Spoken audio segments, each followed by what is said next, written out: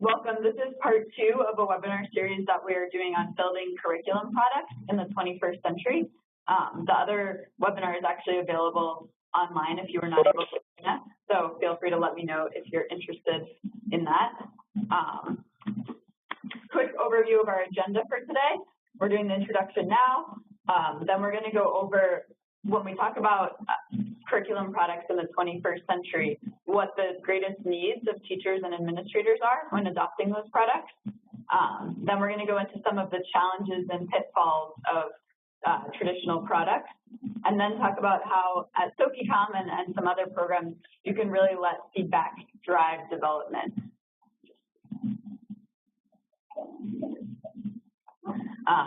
And then we're going to go into the life cycle of a feature, and then we'll have some time at the end for Q&A. So let's get started with some quick intros. I'm joined here by my colleague, Mary. I'm Jen Kozin. I taught Algebra 2 in Memphis, Tennessee, and I've also worked as a data analyst in Boston Public Schools. In my current role, I'm the Director of Implementation Success at Sokikom and do most of our product management work, which I'll talk about a bit today. And Mary, can you do a quick intro? Yeah. Hi, thanks so much for joining us today. My name is Mary Tucker, and I taught special education in Colorado Springs, Colorado, and then Newark, New Jersey. And in my classroom in Newark, I actually implemented Sokikom with my 7th grade students. Here at Sokikom, I'm the Director of Teacher Happiness. And so I do a lot of the teacher support, training teachers and visiting classrooms and helping them get up and running with Sokikom. Awesome. And for our featured guest joining us today, thank you again so much, Jack. Jack is a former principal for 10 years, and he is currently at Aynesworth Elementary in Fresno, working as an instructional coach and 4th grade teacher. So I'll turn it over to you, Jack, to do a little bit more intro about your background and get us started. Okay, this is very cool. I've been in education for about 27 years. I started getting into technology because I did music stuff and learned how to do the Mac, and I noticed some, really good possibilities with what you could do in the classroom. And I used a program called Dazzle Draw on the Apple II back in like 91 and 92, and I always felt like teaching with the computer is the way to go. And so over the years, I've been involved with a magnet grant program, and I was principal for 10 years at one school, and we basically got started with all the teachers using technology to teach with, and it became a really central focus for me. And I had knee replacement surgery and went back in the classroom as a result, and I was fortunate that Sokikom contacted me through LinkedIn, by the way. And, I thought they were trying to sell me something, and I told them, hey, right away, I said, hey, I'm not a principal anymore. And they go, no, we want to talk to you about something else.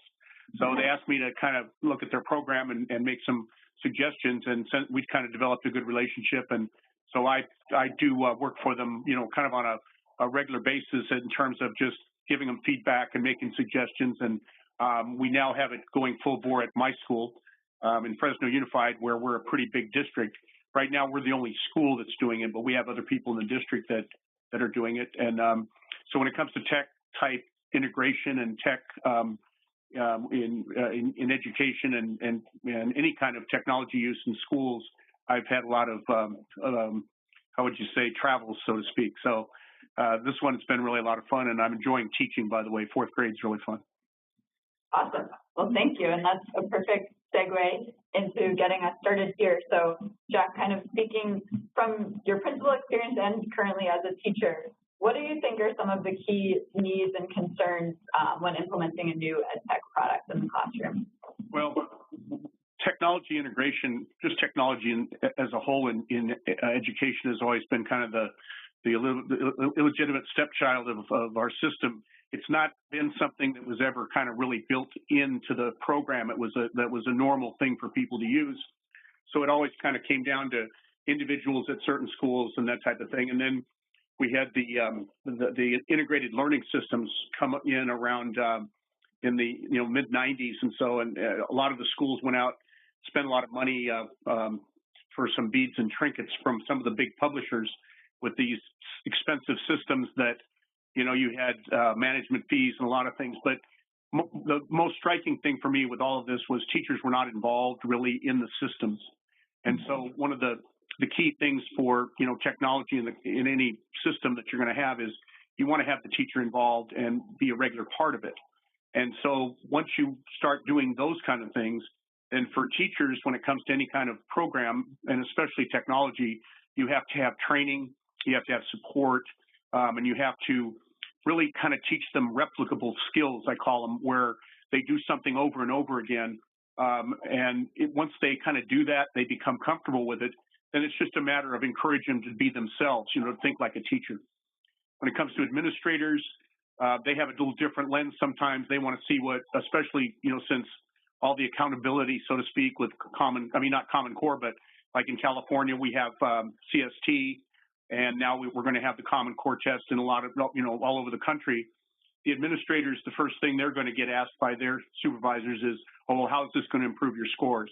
And so that lens is kind of really pervasive right now. So anytime you're going to have a program where you want, schools to adopt it, you kind of have to balance those two ideas, and you really have to talk to both of them differently. But see, one part about the administrator part of it, I've always kind of felt like administrators are the least integrated into the technology.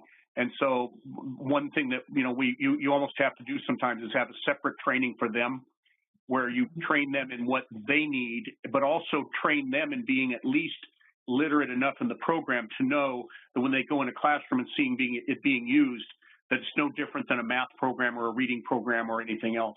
So that's kind of where that goes. And so I would say, just to summarize, that, the teachers will need support, and they need it like right away. If they run into a problem that they can't solve, they're going to want you to solve it right away. If not, it just kind of falls by the wayside.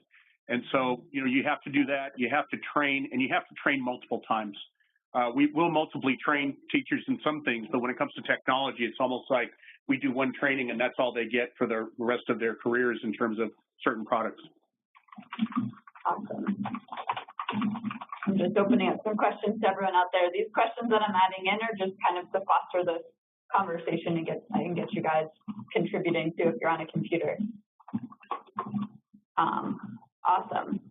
So moving on to the next, those of you that were able to join us last time, Dr. Theodore Chow and our CEO Snehal actually brought up this diagram and kind of talked about some of the common pitfalls of ed tech products, and namely this really long development cycle that can take over a year to develop, and they're doing all of this design work and develop work without any feedback from the users, and at the end of it, they finally test with the client over here in this last step, which might be a year or more after the initial request. So I'm wondering, Jack, if you could speak a little bit to this diagram and how you've seen this play out in the classroom with products you've used over time. This is very similar to how a drug is brought to market. It's just instead of, the other arrow it's missing is that you have an illness or disease or something. But I think when you start off with the business requirements and the technical design and the coding and testing, those are all things that obviously, to me, the coding part of it and the design for, especially designing a program like Sokikom, is kind of like voodoo. In terms of my knowledge of the coding part of it, I'm kind of familiar with object-oriented programming, some of the things, the different codes, the C++ and that. And I remember asking Snehal one day, I said, how'd you build this? Like kernels or, those kind of things, object-oriented stuff? And he goes, nope, we built millions of lines of code. And so just to, pay people to do that and to put the time in and the effort and stuff, it's just, that was quite a task, especially given all the things that it can do. So for us as, educators, one thing that's definitely for sure that I know you guys probably think about when you start off when they start off with coding is, if you don't get some things right at the very beginning, then your program, you can't make certain changes later on down the road. And I think the good thing about what's happened with my relationship with Sokikom is when I first went into this, there were things right away that kind of jumped out at me, and it was like, part of the testing almost in some ways, because even though the program had been launched, and when I first saw it, there were things that I definitely said, hey, for me to really want this program, I want to be involved as a teacher. And so some of the suggestions I made, I was just really shocked to find out that they did it, that they were able to just do it like that and add that, because that's certainly not the normal practice. And anybody that's, had an adoption of any kind, especially over the last, 8-10 years with the new tech adoptions that come with the textbooks, once you get it, you got it. And they're basically going to be moving on to whatever they're developing next. And I know that's a hard process. So actually, for this amount of the work here of designing this, it's very amazing to me just how it takes place. Mm-hmm. Awesome. And I know when we chatted kind of before this, you had mentioned like cannibalizing, I think was the word you used, some older products and, cutting them up to meet your needs. And I thought that was really interesting. I'm wondering if you could share a little bit about that. Well, yeah, what's interesting about it is those textbook people, the adoption process in California was a 7-year stint. So like once it gets adopted, you use it for 7 years. So the publishing companies and people would start developing 7 years, earlier. And so what they would be doing is, as they develop the stuff and time would go by, the systems they had built everything on were almost becoming obsolete. It's kind of like my old iPad will not run certain things now. Well, most of the ones that we got, the ideas they had were great, except they wouldn't run on our new Macs. They just had glitches and things. But especially one like from Houghton Mifflin or from not Envision Math, but McGraw-Hill and a couple of the other programs back from earlier in the 2000s, they had these CDs that supposedly did this stuff. So we were thinking, well, heck, if it's a tutorial for kids, there's got to be content in there. So we hunted in there and we found stuff. We found a huge folder of Flash movies that we could just run as standalone movies. And then in the Houghton Mifflin program, we found all of their transparencies and all of their practice book pages in PDFs. And those transparencies were great because you could copy and paste stuff right out of them using the Mac Preview program. So you could throw those into PowerPoints and animate them and made the instruction a lot better. And so that's basically what I'm referring to, in that the stuff was right there on the CD. You just kind of had to look for it. So it's just kind of interesting that they would build those things with really good ideas, but then the system didn't work. So then nobody ever used them. And if somebody could have used some of those things, we probably have much better systems right now that would be more intertwined and that did the job for the teachers a little better. Mm-hmm. That leads nicely into, we've got a question from Rich.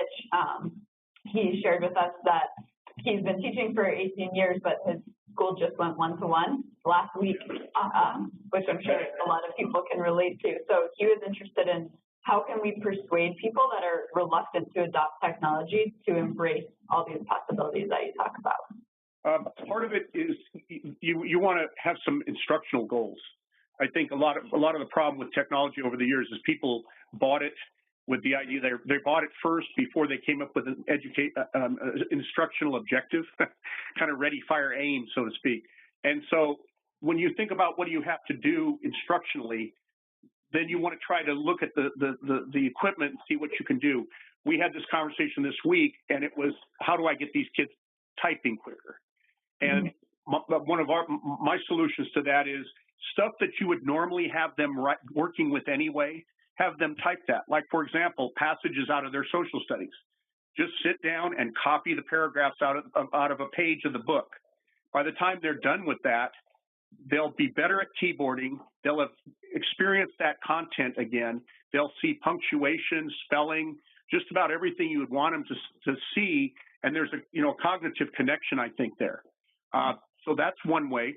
The other way is to teach skills very few skills that can be used a lot. Like, for example, teach text boxes, because you can use those across lots of programs, and you can do a lot more with them than if you just used a normal word processing file. Teach them how to do the the drawing tools like the make shapes. And if you can teach them those two things, kids can do a lot with that. Insert pictures. They can, with the insert pictures in the text boxes, they can do research reports that look really cool. And then all of those skills would move them into PowerPoints. So I would start with those kind of things. And I have stuff I could, at some point, if you're interested, keeping contact, I can give you a bunch of stuff that you could do for that. Awesome. Thanks, Jack. And just to clarify on that, we've got a question from Tracy. It seems like your answer is focusing on students that might be reluctant to pick up the technology. And what do you think about for teachers that maybe have been teaching for 20, 30 years but have never really integrated tech? How do you kind of overcome that hurdle of diving into it?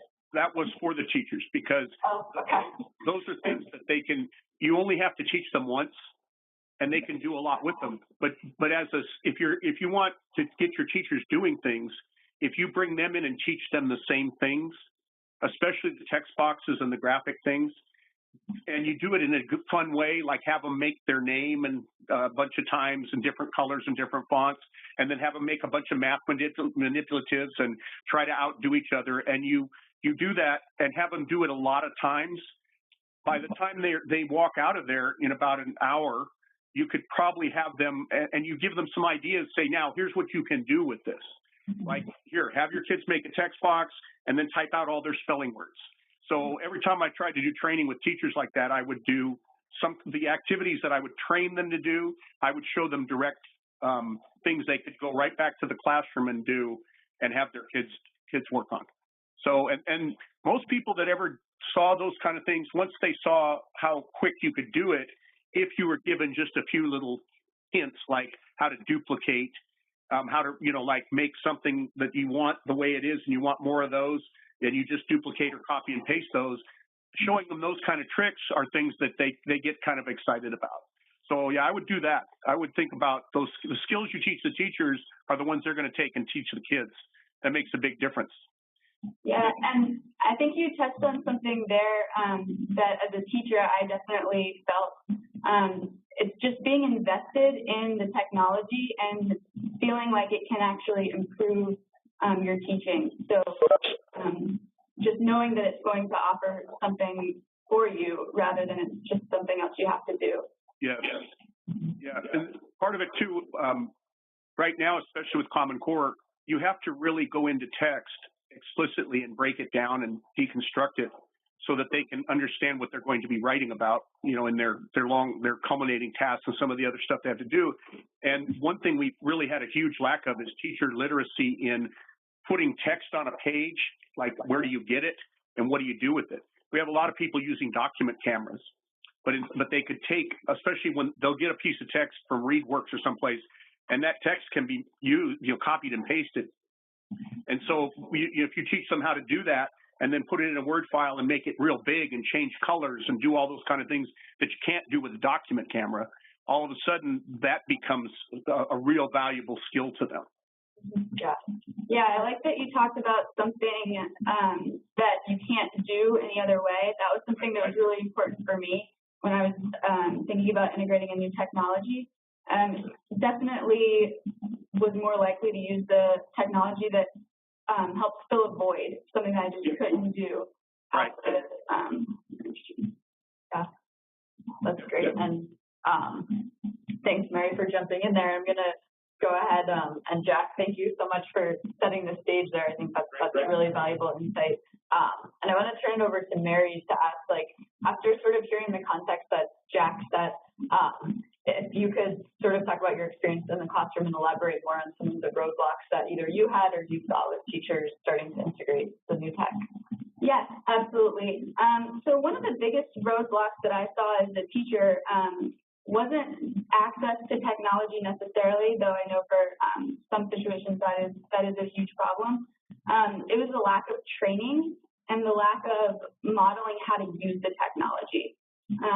So a couple of the schools I worked at had smart boards in almost every classroom, but teachers were using them just like a regular whiteboard.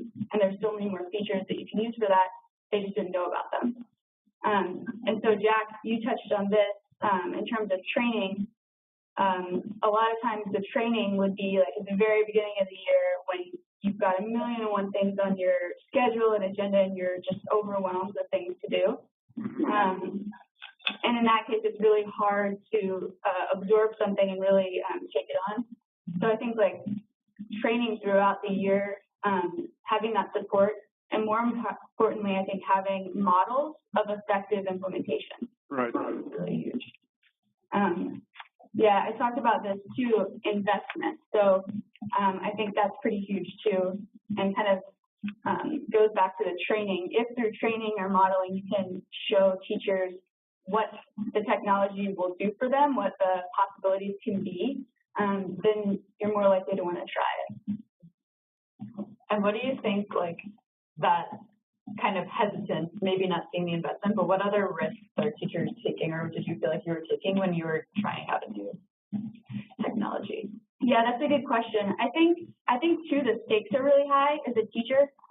Anytime you integrate something into your classroom, if you do it thoughtfully, it takes planning, it takes disrupting any routines that you already have, and also, you know, putting your students' learning on the line because you're changing your instruction. And so the teacher, there's a lot of pressure and the need to do the best thing for your students. And so I think a lot of times all that is really overwhelming and kind of prevents you from wanting to jump in and try something new. Jack, anything to add to that? Well, a big part of that, I went through two different programs where one I had control of everything, and one where I had control of the equipment and the kind of the nuts and bolts of, and I did have control over the training in terms of I was the one that was supposed to do it. But every week we would have some new thing that would pop up from the district that precluded me from doing the training I was going to do during the regular staff meeting. Mm-hmm. And so the program was really quite, I mean, it was 2-to-1 ratio with Max on every kid's table. And this was back in like 1997 and 98. And we could do amazing things with it. It's just that there was just not enough training that went into the teachers. So one thing I got to do when I was principal, especially getting the huge amount of money we got from the high priority grants in California, was I controlled the staff development calendar, and I also had a great tech guy who was really good at working with people who are a little slower adopting. I was the one that would make everybody nervous because I was too hyper, and I would always work with the more quick adopters. He would be the ones that would work with the kind of more reticent. Mm-hmm. But that was the real key to do training on a regular basis. In other words, it took on an importance as much as anything we did. We put as much time into tech training as we did into the reading, into the math, and anything else. And I think that's where we really have to improve as a system is giving that same, reverence to it, so to speak. Yeah. Okay. I was going to say too, I think too, just in terms of training, how a program is introduced can really make a difference. So yep. If it's introduced by administration or really top-down, prescriptive, you have to do this way, then that automatically feels, I don't know, you just don't want to do it as much because you don't have that autonomy, you don't have the freedom to kind of decide whether or not it's appropriate for your classroom. So I think it's really important to think about that when introducing something to school. Well, and we always had, our philosophy about the tech training was very simply this, that if you couldn't do it, let us know and we would help you. If you didn't really think what you should be doing it, let us know and we would sit down and go talk with you about it. Like what was it that you weren't finding valuable and what could we help you, with that, or give it a try. And many of those three were acceptable. And I had some teachers come in and say, this is taking a lot of time and things. And we took a lot of time kind of talking with them and letting them know what the rationale was behind it. That was really to make their job easier. And it eventually did that. So, having kind of the administration saying, hey, look, you can we'll help you with any of these three things. These are all acceptable. So if you do any of these three, you're never going to have somebody persecuting you. It's just when you try to fly under the radar and don't even do any of those, then that's where we don't really want to have that because it's not going to help any of us. Yep. I just saw a comment from Tracy saying that, it's not just the support during the training or after the training, but during the actual implementation, and that not having help available when you need it really causes teachers sometimes to shut down. And I totally agree. If you don't know where to go for support and something happens in your classroom, then it automatically gives you a bad experience with it, and you're less likely to use it in the future. I definitely saw that. Yeah, have you found any strategies for that, Jack, maybe while you were a principal, for how to get beyond after the training and really help foster that implementation? What we did was we would have these regular staff meetings, and we would break up into 3 groups. And one of the groups was going in if you already hadn't done it, because you could also do it on your own time, and get certified by our tech guy in terms of certain skills.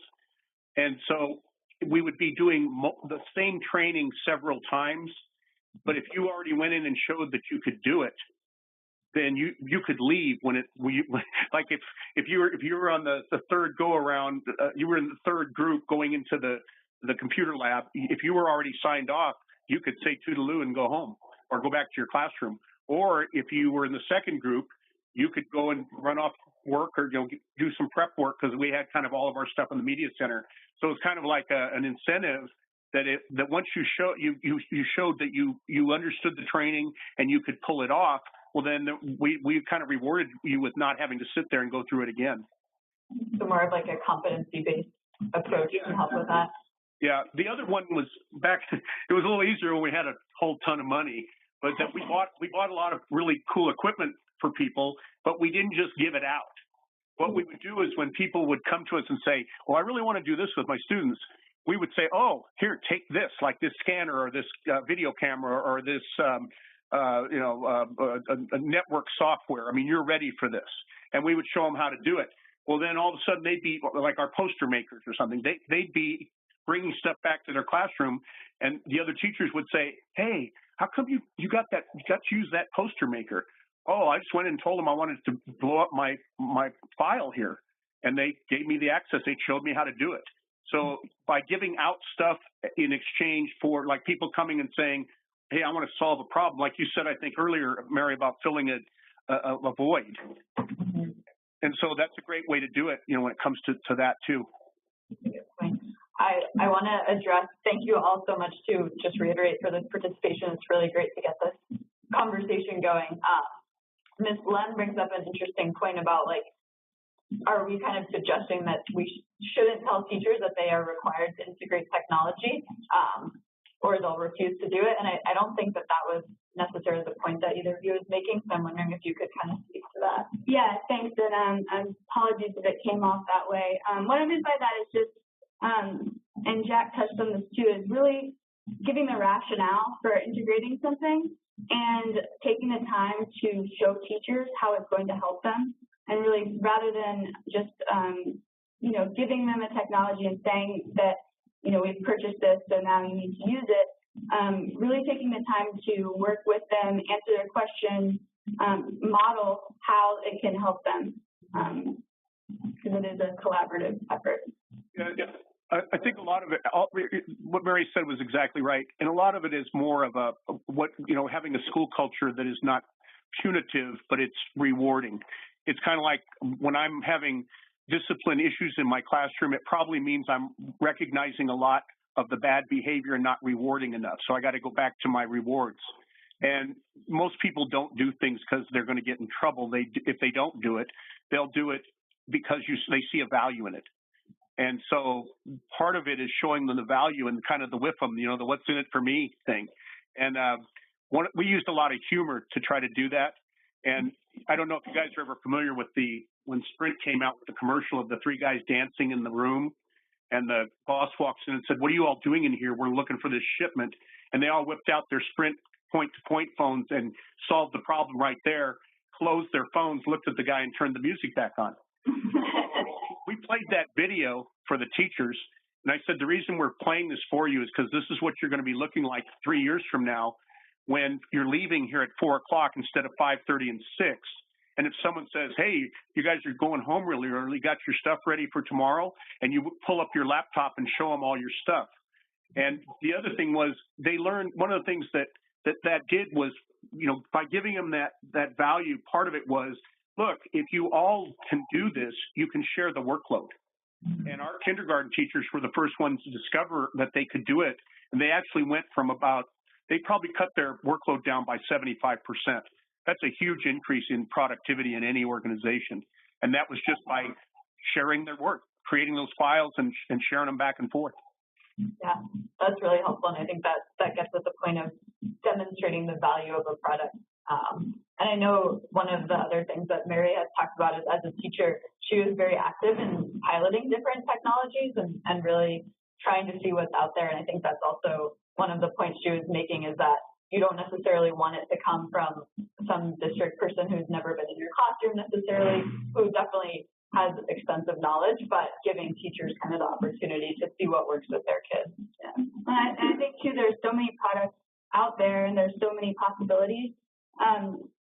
One program is not going to be the only thing that you use, like, in all likelihood. And so letting teachers, explore and try different things to meet the different needs in the different classrooms is really important. Oh, yeah, that's especially true with stuff like when the smart boards came out. A lot of people bought those thinking this is the greatest thing since sliced bread. And it's really good for little kids because, a lot of times you have them on the rug in front of the room and you give them a pointer or something and they can go up and do some of that stuff. But there's some nightmares with that when it comes to older kids, because we just found that it was a big time eater with, kids. By the time they get up there to the board and start moving stuff around, they put on a show all the way up there. And there's a lot of things that didn't go well with some things for upper grades that are great in primary. So you also have to be very aware of your different grade levels. Yeah, definitely. And so I think now I'd love to kind of transition us to talk a little bit about the approach that we've taken here at Sokikom to address some of these issues, and then also talk about other things you can look for in other products that would help really meet the needs of teachers and administrators. So Mary, if you could speak a little bit to how your experience with it as a teacher, seeing these issues firsthand, how that kind of impacts what you do now when you go to visit classrooms using Sokikom, what kind of things you look for, and how you get that feedback back and think about things we should improve. Yeah, absolutely. So the main thing that I look for is this a program that teachers want to use and that students want to use? And so just seeing how students are using the program, how they describe the program, how teachers describe the program, and really most of my job is listening when I go into classrooms, because teachers and students will bring up suggestions and ideas or ask, is there this feature? And those are things that I want to write down, because those are things that we need to be listening to, because they're the ones actually using the program every single day. Yeah, thank you. And we're getting some feedback here too, and I think Jack and maybe Mary too can probably speak to this, that people have felt that using technology has actually increased preparation time and caused more work sometimes in areas where it maybe wasn't before. So Jack, I'm wondering if you have any strategies or maybe could follow up with people with some tips for that. Well, I read the Mrs. Lem's statement, and absolutely, that's not the first time I've heard it. What it really comes down to this is there are a lot of things that you can do with technology that when you're first learning them, you can turn a 15-minute job into an hour job, and that is one of the drawbacks. But we used to say we've turned a lot of 3-hour jobs into 15-minute jobs through the use of it. And it really just comes down to, first, what are you actually doing with it? In other words, are you trying to do PowerPoints? Are you trying to do smartboard stuff? I mean, has the district or your school site supervisor come in and said, we want you to do this? It really just, it comes back down to, I probably would need a little more information to know But again, it really that comes back down to Smartboard, for example. I don't use it because I've found it's real cumbersome in terms of the authoring. In other words, when you're creating stuff, I don't use Word very much to create unless it's just text. I use PowerPoint a lot as kind of a presentation tool, but not with the presentation going. I just use the slides as a canvas because I like the tools. They're a lot quicker.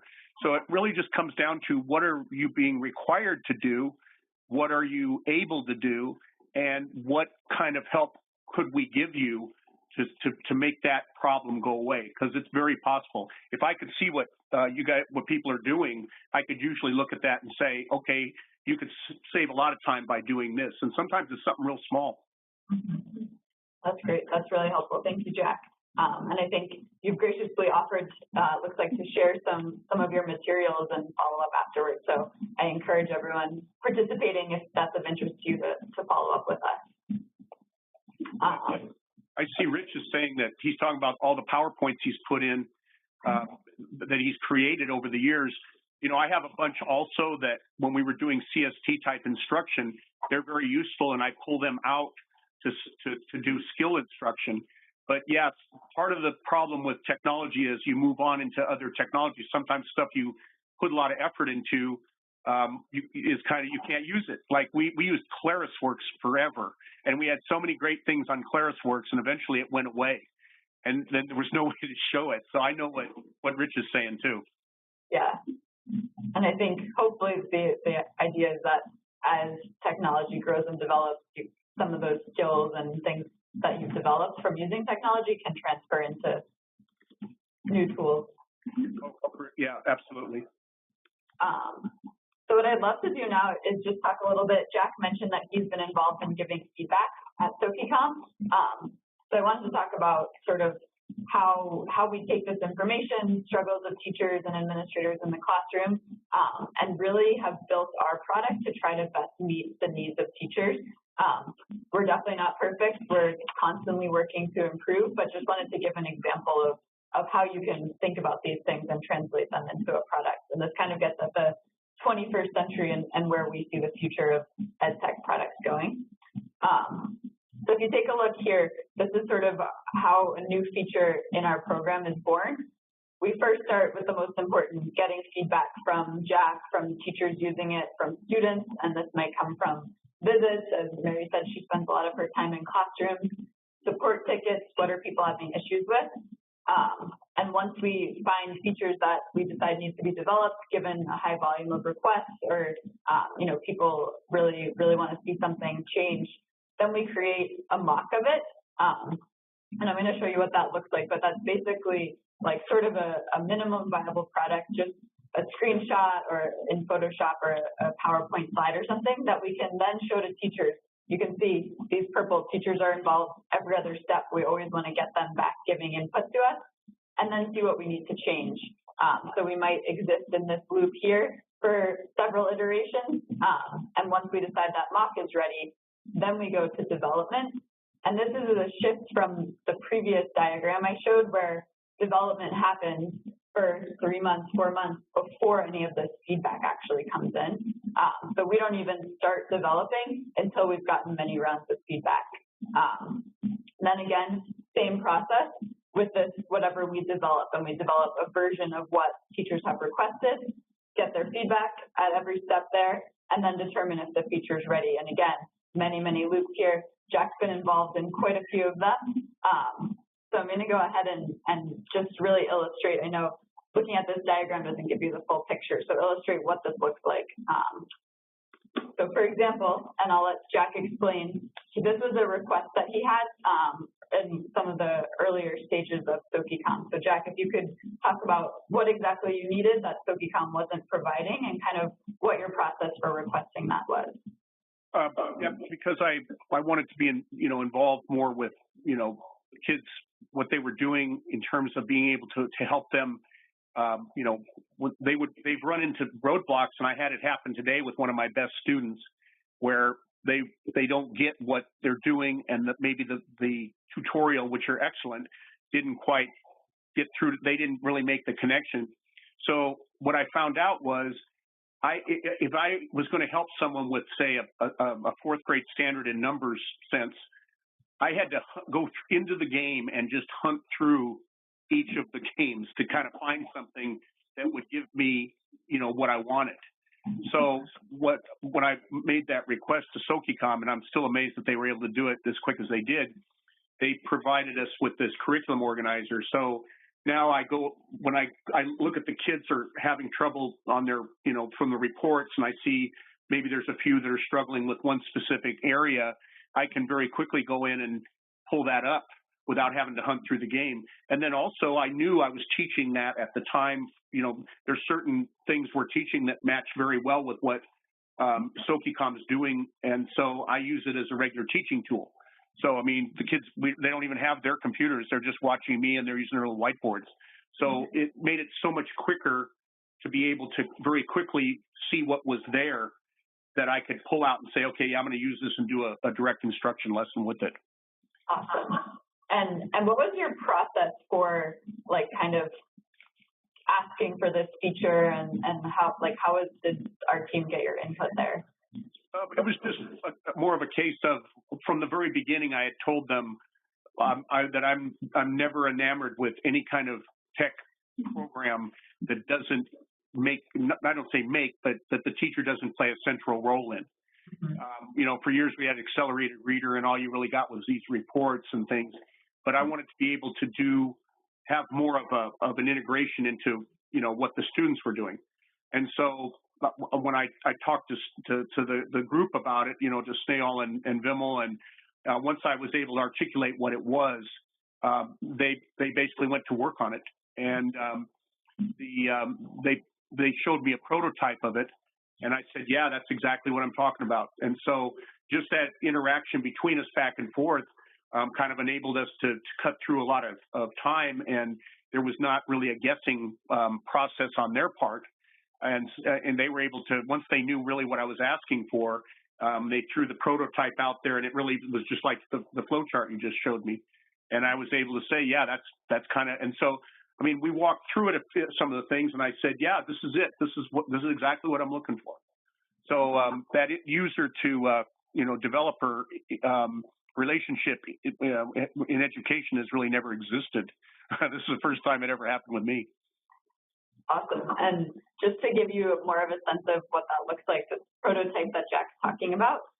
So once we have that initial kind of needs assessment with Jack of what exactly does he want to do that he can't currently with the program, we really want to understand exactly what his needs are in the classroom before we just rush and put something together, because I think that ends up getting us to a more useful end product.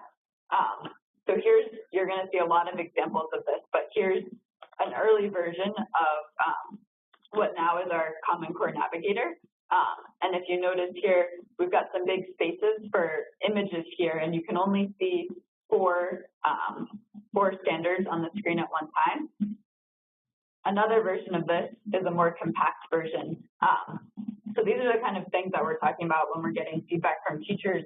It starts off with what do you want and what do you need, and then it even gets really specific to how do you want it to look, what is more beneficial to you, and why.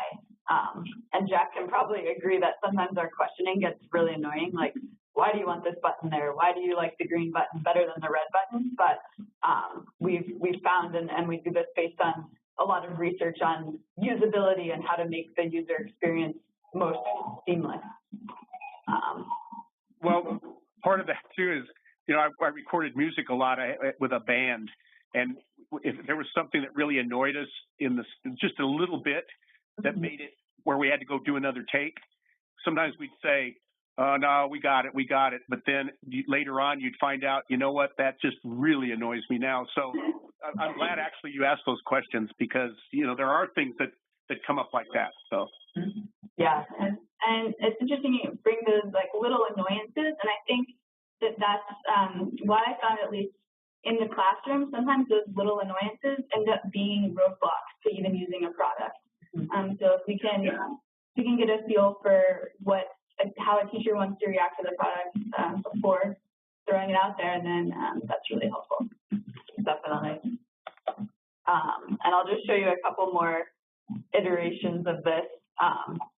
Here you can see a more compact version. And again, we really want to ask the questions, because I think it's kind of easy, and I do this too. You get feedback, you're like, oh, that looks better. But then when you start digging at why, how would you use this? Why would you prefer to see it in this kind of list format? And then compared to this, you know, people have different opinions about which one is easier to navigate. And we might find that this doesn't help teachers see them in an easy way, so then they don't even end up using the feature, just like Mary said. So we really try to go through as many iterations as possible and think through every single outcome that could happen when we design things a certain way. And I'm seeing that we've got some teachers out there that have had experience providing feedback to companies, so that's really great. I'm interested if you guys could type in like what kind of features you were giving feedback on, and maybe we can chat a bit about that. And just so you can see the final product, this is what we ended up going with after some iterations. So Jack, I don't know if you have any last thoughts on how we got here, or at what levels you were involved in the input on this feature. Actually, from the very beginning, this was kind of how I got it. I didn't really see the first few mocks. Okay. This one, though, this basically kind of looks like it was when well, at least I can't remember seeing those, but I may have, who knows. But yeah, this layout like this was fine for me. And as we've been working, we've had a few little questions about it. Like sometimes, you know how you have a plus sign there? There, like the plus sign and then the standard itself is there. And they both do different things. Like one I think just brings up the standard. I can't remember just right off the top of my head right now, but yep. There's that little part I was going to mention some about, you know, as feedback later on. But for a layout, it's very quick to move from here to where you're going. And so I really found that this was really good. Awesome. And wow, Warren brought up a really interesting question. Great point. And I'll open this up. He asked, does teacher feedback ever come in conflict with developing what's most effective as a learning tool for students? That depends, I guess. I've had some teachers, you know, mention some things to me about other things we were doing, not necessarily Sokikom, but there were some things we wanted teachers to do, and they said, hey, this is something that's just not going to work, and you know, and it may have been something that we really wanted, that could have been really, we think could have been helpful for students. So I think, you know, when teachers give that kind of feedback, that's when you really want to have an open conversation and say, okay, let's kind of massage that a little bit and find out what, you know, let's find out what are we really talking about. And sometimes, you know, teachers know things that people don't, you know, that are building things. So I don't know. I would say give the feedback and then be ready to discuss it.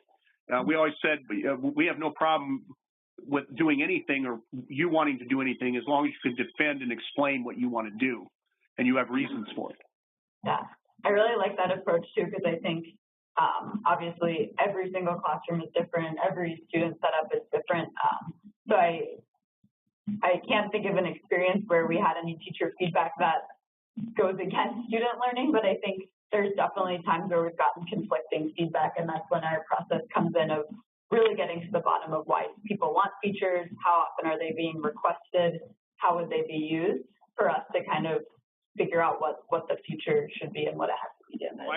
I had an experience just this week about that, which, see, kindergarten teachers are just, you know, they're getting going on this. It's taken them longer because we kind of have an extensive security thing in our district. So the kids have to log into the computer first, then they have to get into Chrome, and then they have to get to Sokikom and do their password and that.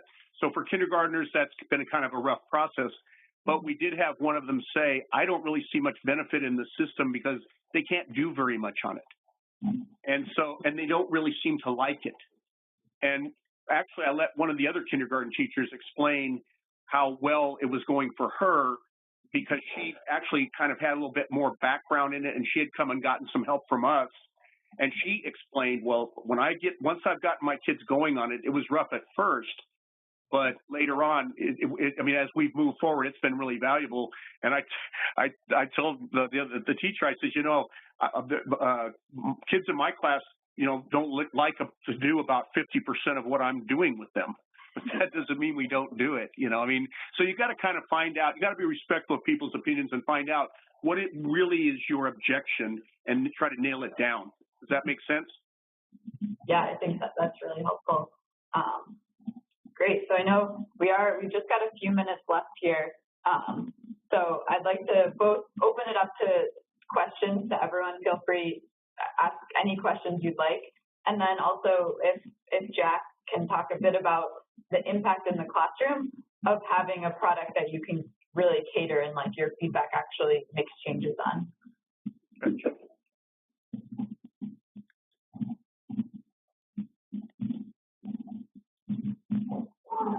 So do you have any, like, have you seen anything in Aynesworth maybe, or even in your time as a principal when your feedback is heard, how that ends up impacting students? I'm sorry. You're saying my feedback in terms of, I'm sorry, can you just restate that question? Yeah, sorry if that was kind of long-winded. So basically, what impact does it have on your students when you're actually able to change a product to meet your needs? Oh, that's huge. The part of it is for one thing, we've always kind of felt like in a lot of things, like Mary had alluded to it before, the whole top-down thing is always very annoying, especially when it's done poorly, which we seem to have an epidemic of. And when I was principal, there were a few things that I rolled out that later on I looked back at that and said, well, that was kind of dumb to do it that way. And one in particular really stood out. But when you, as an educator, when you give feedback on something, especially if it's, hey, have you guys thought about this, or why can't we do this? I think what most teachers want people to say is, yeah, we should look into that, and we will. Not, well, you know, we've always wanted to do things like that, but if we're a big district and, you know, kind of being deflected. Nothing I hated more as a teacher or a principal, even in our principal meetings, when I would bring up something and they would just deflect it. And so being able to just have somebody listen to what you're telling them and saying, okay, we got this, we'll take a shot at it. And there's still some things that I've been talking with Sokikom about that I want. And I'm going to, you know, keep kind of bringing them to the forefront. But it really was quite an experience to see something change like that. And then there was a couple that changed, one that changed really quick. And I told them, I said, I can't believe you guys got this done in a week. So, yeah, it was really a great feeling. And I think most of the people listening would probably say, hey, you know, we want people to listen to us and not say, oh, I know you're passionate about this. That's fine. You know, we're going to put that in the parking lot. That parking lot is more like the junkyard. That's a good analogy. Yeah, I think just something that I've noticed, even coming from the classroom to then being on this side of things, is that even being outside of the classroom for 6 months, I don't know what it's like. I'm not there every single day, so I don't have as much of an idea of how something would be used in the classroom. So that feedback from teachers who use it in the moment every day, who it affects every day, is critical to developing something that's going to work. Yeah. Awesome. So I want to. I'm sorry, I was looking at Tracy's comment. Oh, yeah. Yeah, those are the kind of things that we need, because it's just like anything else. It's anything else you do. There are things you got to do to make it work. And what Tracy's doing there is a great example of solving those kind of problems. Mm-hmm. Yeah, that's great. Thanks for sharing, Tracy. I like that tip. Yeah. I might take that out to the classroom when we go to business. I do want to be respectful of everyone's time, though. We are at 4:30. We can definitely hang around for a couple minutes if anyone has lasting questions, but feel free to sign out if you need to. Just letting you know, we're going to be doing these webinars every month or every other month, and our next topic is going to be on gamification of the classroom. So hope you guys can join us for that, and look out for an email from me about details for registering. And thank you again, Mary and Jack, for joining us, and providing really valuable insight.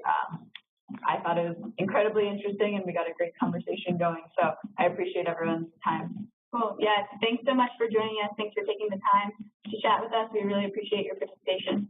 Yeah, feel free to email me with any questions. I'll be glad to answer them for you.